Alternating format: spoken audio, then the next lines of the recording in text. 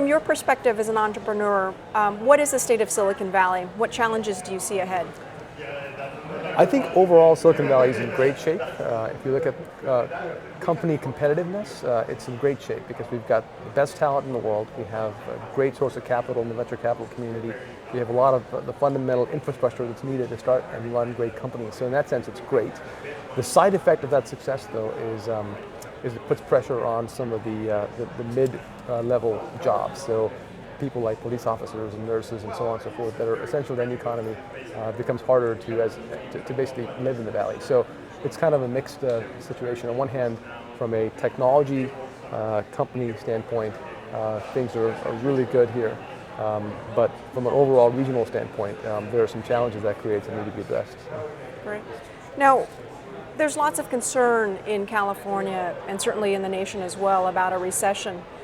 Are you seeing any signs of a softening economy in your business or in the telecom industry? Yeah, we are probably not the best barometer of a softening economy as a whole because of this phase of life in which we're in. So we are growing revenue rapidly in an industry that's a multi-billion-dollar space, primarily by taking share away from our competitors. So if you're in a $4 or $5 billion industry and the market shrinks from $5 billion to $4 billion, you may not see that if you're in a company where you are taking share from your competitors. So we grew about 100% in 07 over 06. The industry as a whole grew about 20%. So we clearly were taking share. So all I can comment on is what we see on the front lines. And we personally haven't seen any direct change in business from our standpoint. Now, I can't say whether that means the industry as a whole is not in recession, or whether it's just that we are, seeing growth by taking away share. Do you have any concerns going ahead? As the region, as the nation enters into a recession? Oh, absolutely. I mean, the recession. If we go into recession at some point, it's likely to have an effect on all industries. I don't think any industry is immune. I don't think any region is immune from a deep recession. I think we have some advantages that other companies might not have relative to the value proposition we offer because we're new and innovative. We're again able to take share, so we may not see the effects of a recession in the same way that an older, more traditional company might. Obviously, no region is immune to a recession, but a lot of people here in Silicon Valley like to think that we're resilient to a recession. You've been in the Valley for a long time. What's your take? I think we are more resilient in that we have been able to transform ourselves over the years from one industry to another. And in that sense, when semiconductors were big, we were big in that area. When the internet became big, we got into that area. So in that sense, we are able to adapt. But that adaptation isn't pain-free, and we definitely had some times. For example, the last 2001 to 2003 or 4 in the Valley were tough years. We definitely felt the brunt of that recession or that industry downturn, and so I think that we are. I would summarize by saying we are adaptive, and that helps us in a big way in the long run. But it doesn't completely eliminate the effects of near-term economic disruption. You have been here in the Valley for a long time. What happens to technology innovation? What happens to technology investments when there is a softening economy?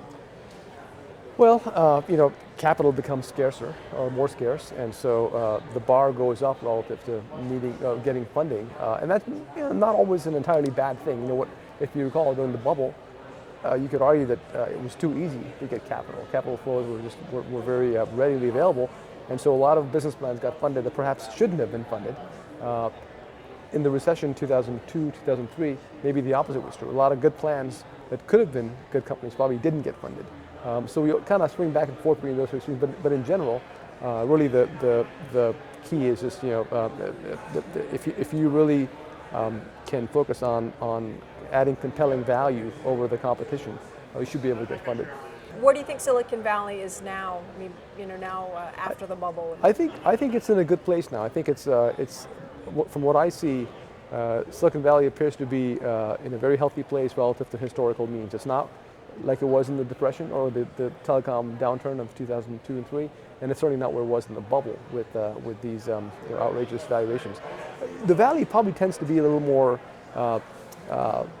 You can think of it as a rolling bubble or rolling recession on a sector-by-sector basis. So some industries get popular and get over-invested in, overfished, while other industries and maybe very good industries get underpopular. And so right now clean tech is very popular. Biotech is also bioenergy and so on are popular. They may be overinvested in, but other industries like telecom, for example, which is my industry, are probably not being invested in enough right now. Now, you started your company in 2001, just Yes. as a tech bubble was bursting. Yes. What are some lessons learned from operating in that kind of environment?